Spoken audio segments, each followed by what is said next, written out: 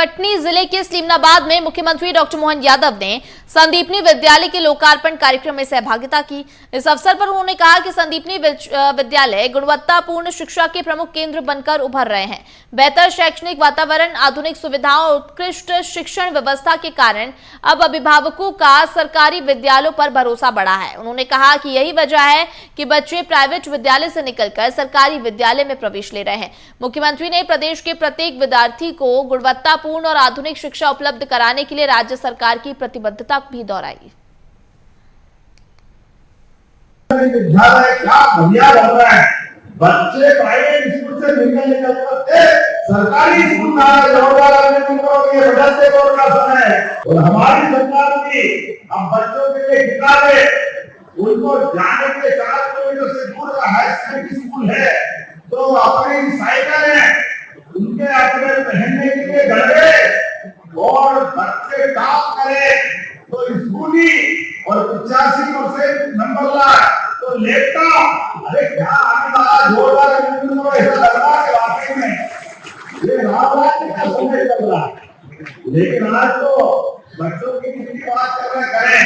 हमने एक और काम किया, हमारी सनातन संस्कृति में भारत विश्वगुरु था और विश्वगुरु बनेगा। विश्वगुरु मतलब हमारी गुरु के भावना अंग्रेज से प्रकाश को ले जाने वाले का नाम गुरु। हमारे 5 जिले पन्ना, कटनी, सतना, मेहर और अपना रीवा, ये 500 जिलों में 2.5 लाख हेक्टेयर में सिंचाई होगी। ये पूरा क्षेत्र बनने वाला। मैं सभी किसान भाई बहनों से अपील करना चाहता हूँ, कृपा करके अपनी जमीन पर बेचना, बाप दादाओं की जमीन ज्यादा आपको इस क्षेत्र से जोड़ती है।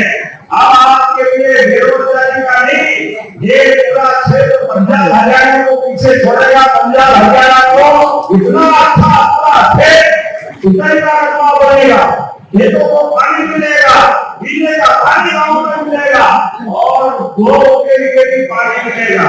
इस पानी के भरोसे से, मां जनता के कारण से हमारे लिए कटनी में भी पीने का पानी उपलब्ध रहेगा। मुख्यमंत्री डॉक्टर मोहन यादव ने टीकमगढ़ जिले के खरगापुर में आयोजित कार्यक्रम में विभिन्न विकास कार्यों का लोकार्पण और भूमि पूजन किया।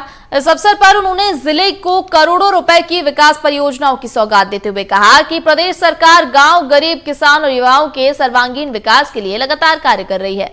मुख्यमंत्री ने कहा, सड़क, पेयजल, शिक्षा, स्वास्थ्य और अन्य आधारभूत सुविधाओं के विस्तार से टीकमगढ़ जिले के विकास को नई गति मिलेगी। उन्होंने अधिकारियों को सभी परियोजनाओं को गुणवत्ता और तय समय सीमा में पूरा करने के निर्देश दिए। कार्यक्रम में जनप्रतिनिधियों और बड़ी संख्या में स्थानीय नागरिकों की मौजूदगी रही। 90 करोड़ की 72 कामों की सौगात यहाँ दी जा रही है। जोरदार ताली बजाएं, जिनके माध्यम से बड़े पैमाने पर स्कूलों के अंदर, संदीपनी विद्यालय में, स्वास्थ्य केंद्र, हॉस्पिटल में और कई प्रकार के प्राथमिक स्वास्थ्य केंद्र में और 8 करोड़ 45 लाख की लागत से हॉकी का सिंथेटिक एस्ट्रोटर्फ का लोकार्पण हो रहा। जोरदार अभिनंदन करें, ये भी बड़ी सौगात है। और इसी के साथ हमारा एसडीएम कार्यालय भी 2 करोड़ 78 लाख की लागत से हाई स्कूल के नए भवन और इसी के साथ 10 करोड़ के अलग अलग प्रकार के काम जो कायाकल्प अभियान के माध्यम से, कायाकल्प 2 के माध्यम से हो रहे हैं। और इसी में जब खरगापुर में 40 करोड़ से ज्यादा के हमारे संदीपनी विद्यालय का भूमि पूजन हो रहा। राहुल भाई बधाई, जोरदार ताली बजाएं। कांग्रेस वालों से पूछना, आपको टाट पट्टी भी नहीं देते थे, अब हमारे स्कूल 40-40 करोड़ के बना रहे हैं। ये हमारी सरकार के काम करने के तरीके हैं। प्रधानमंत्री नरेंद्र मोदी ने शुक्रवार को वीडियो कॉन्फ्रेंसिंग के माध्यम से अमृत भारत स्टेशन योजना के तहत मध्य प्रदेश के 13 पुनर्विकसित रेलवे स्टेशनों का वर्चुअल लोकार्पण किया। यह कार्यक्रम देश भर में तैयार किए गए 75 आधुनिक रेलवे स्टेशनों के उद्घाटन का हिस्सा रहा। प्रदेश में विदिशा, सांची, अशोकनगर, शिवपुरी, ब्यौरा, भिंड, हरपालपुर, छतरपुर, टीकमगढ़, जुन्नारदेव, बालाघाट, छिंदवाड़ा और नैनपुर रेलवे स्टेशन को आधुनिक यात्री सुविधाओं, स्थानीय संस्कृति पर आधारित डिजाइन और बेहतर आधारभूत ढांचे के साथ विकसित किया गया है। टीकमगढ़ रेलवे स्टेशन के वर्चुअल शुभारंभ कार्यक्रम में मुख्यमंत्री डॉक्टर मोहन यादव भी शामिल हुए। उन्होंने इसे प्रदेश के लिए बड़ी सौगात बताते हुए कहा कि आधुनिक रेलवे स्टेशन विकास, पर्यटन और क्षेत्रीय अर्थव्यवस्था को नई गति देगा। वहीं सांची रेलवे स्टेशन के लोकार्पण कार्यक्रम में राज्यपाल मंगू भाई पटेल और प्रभारी मंत्री भी मौजूद रहे। करीब 15 करोड़ 32 लाख रुपए की लागत से विकसित सांची स्टेशन को आधुनिक सुविधाओं से सुसज्जित किया गया है।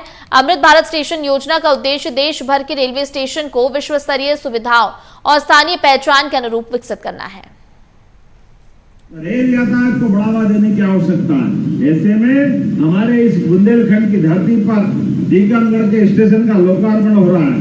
मैं अपनी ओर से बधाई देना चाहूंगा।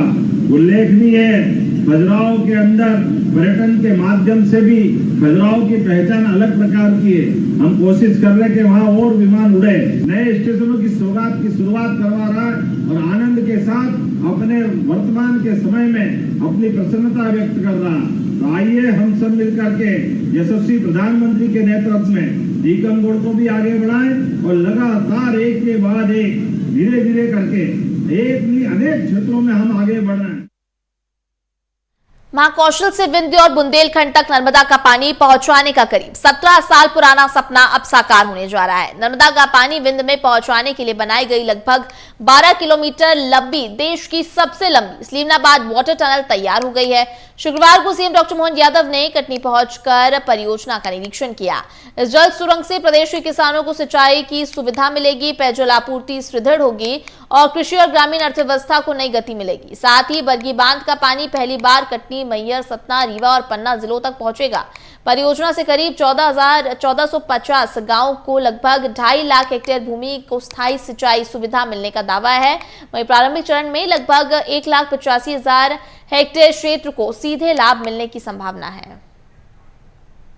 153 गांवों को लाभ देगी। कई गांव के ये स्लीमनाबाद गांव जिसके हम यहाँ बैठे हैं, इसके नीचे से टनल जा रही, रेल ऊपर चल रही, नीचे टनल भी चल रही। ये चमत्कार है वास्तव। और पानी की धारा के बलबूते पर कई जगह बिजली भी बनाई जाएगी और आगे जाकर के कई सारे लोगों के लिए केस स्टडी का काम करेगी।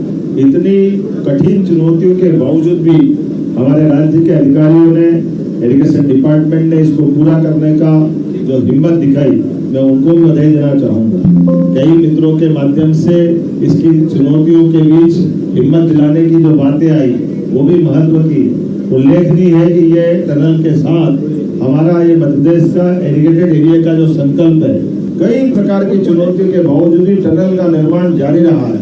ये हमारे सभी अधिकारियों की प्रतिबद्धता, इसका विश्वास भी अंदर का था कि हम इसमें सफल होकर रहेंगे।